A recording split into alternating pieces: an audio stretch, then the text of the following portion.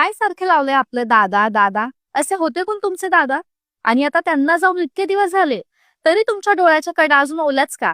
असं काय केलं होतं हो नक्की त्यांनी तुमच्यासाठी? सांगते ना. अजित दादा. दादा म्हणजे फक्त घोषणा नव्हती, दादा म्हणजे काम होतं. तो बोलायचं कमी, पण जे बोलायचं ना ते अगदी रोखठोक. काम होणार तर होणार, नाही तर नाही, इतकं स्पष्ट.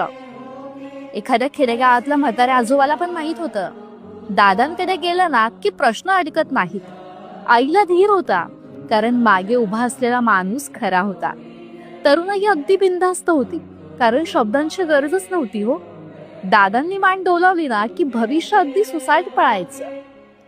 गरिबासाठी दादा म्हणजे सत्ता नव्हती, तो सावली होता. आज लोक रडतायत ना, पण नेता गेला म्हणून नव्हे, कारण तो प्रत्येकाच्या घरातला हक्काचा दादा होता. तो